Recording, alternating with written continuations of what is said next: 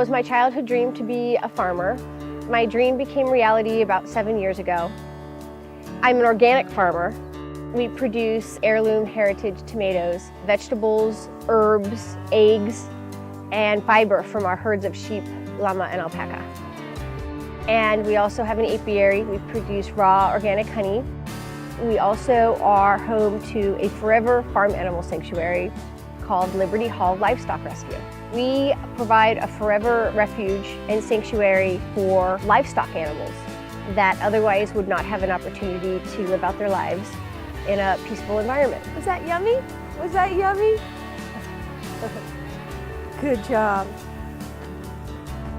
At the time my family purchased this farm, we were told that we would be able to farm for generations. The farm does have a conservation easement on it, although our family never received any compensation for the conservation easement. All we wanted to do was be left alone in peace, and they came after us.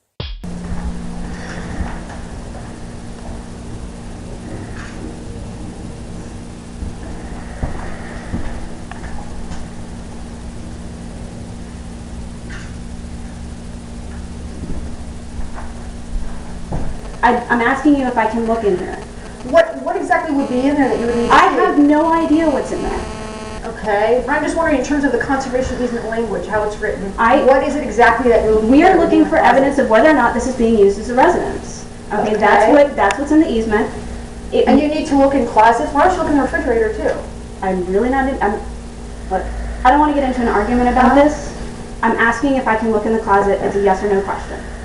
I don't know. I have to find out if you're permitted to look in a closet. I'm permitted to inspect the interiors of the Interiors, what you're doing. We're giving you full access to wherever you want. Except this for the closet. Okay. You're telling me it's a closet.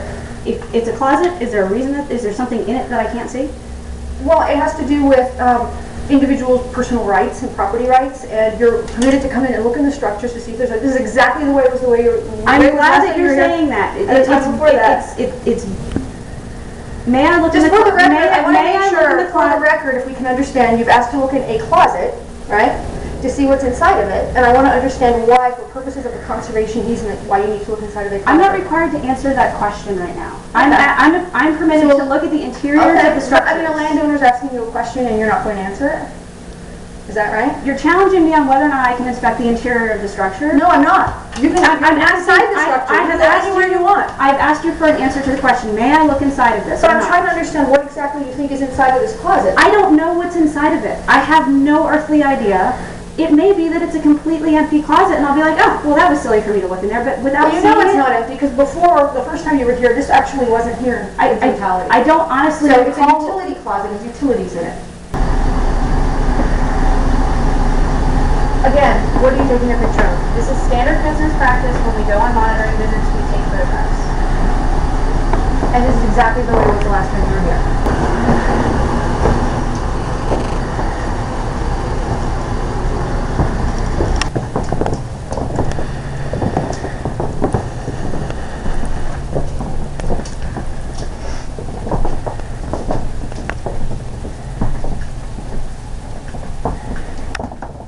PEC claims that Martha Bonita has refused the PEC access, yet there is hours and hours of video showing hostile abusive inspections of PEC photographing the personal private belongings of the Bonita family and police-like inspections without a warrant or authority.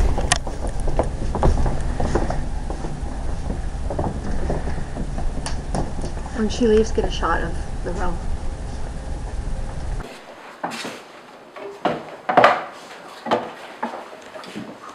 See, I have stink bugs everywhere.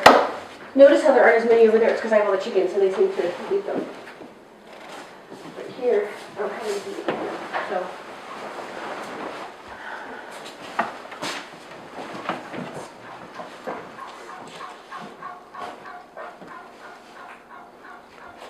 Did you still want to go and inspect the stalls while you're here? I would like to look at these. You mean the stalls? Mm-hmm. You want to inspect the stalls? I would like to walk downstairs. Uh-huh.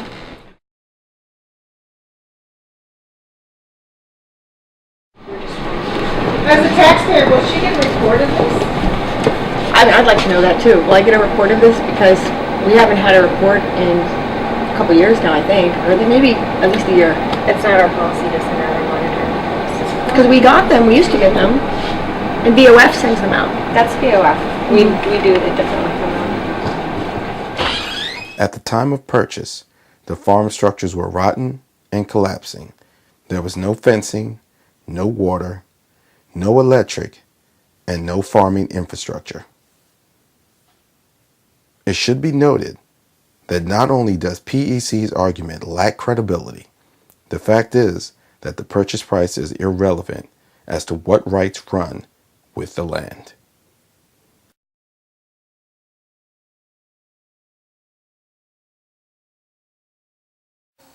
My name is Mark Fitzgibbons. I'm a lawyer and I live about 10 miles from Martha Bonetta's farm.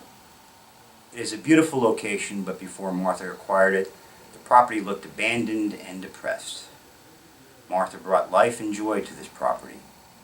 Martha's organic plants and the multiple species of farm animals living peacefully among each other give the farm a Garden of Eden quality. Each farm should be a unique reflection of its owners. The purpose of conservation easements surely must not be to enforce someone else's rigid, narrow views of what a farm may be. Today, the Virginia Outdoors Foundation has graciously provided this hearing that will have ramifications for conservation easements affecting property, animals, and people. My written comments submitted previously focused on the need for consequences or remedies when conservation easement holders abuse their authority to harass, trespass on the rights of farmers such as Martha. Comments submitted by the PEC's Richmond law firm, on the other hand, complain that Martha has last-century conveniences at her farm such as bathrooms, a stove, refrigerator, washer, dryer, even a futon, wooden chairs, and tables. The PEC astonishingly complains about the location of a water heater. The facilitation of hot running water and those other amenities, they say, are indicia that Martha is somehow violating the terms of the easement. The easement contemplates that Martha may engage in commerce at her farm where she once sold eggs, herbs, organic vegetables, and nifty items such as emu feather necklaces. That is, until the coordinated harassment of her began.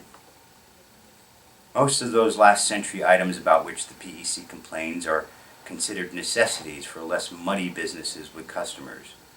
But with Martha's 200 plus rescued farm animals and a no-kill environment, this is about more than just the square feet of a people facility or basic farm commerce.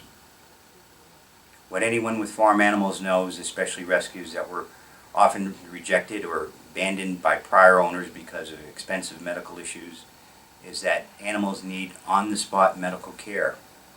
Refrigerated medicine, sterilization, bloody towels, muddy clothes, and long, long nights where one may need a nap near their animals are part of farm life. The PEC complains about last-century items that aid birthing and other basic farm animal medical care.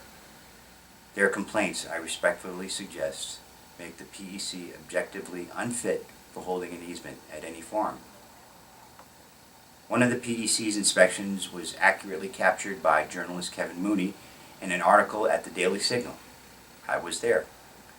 That inspection was preceded by a letter from Martha's lawyer cautioning the PEC not to exceed its inspection authority. One of the inspectors, a lawyer, nevertheless admitted he did not know the limitations of his inspection authority, as the Daily Caller or the Daily Signal reported. That facilitates a form of trespass under color of conservation easements. Property owners need clear remedies for such abuses. The PEC references its concerns about whether Martha's farm was being used as a rental residence, although apparently a residence is allowed. The PEC also denies collusion with Fauquier County government on this and other farm issues. Emails of a Fauquier County official who previously sat on the PEC's board shows that he was active in the county's harassment of Martha. This official was also aware of an IRS audit of Martha before she received notice of it. Tax Code Section 7213 says unauthorized disclosure of audits is a civil law violation and criminal for intentional disclosure.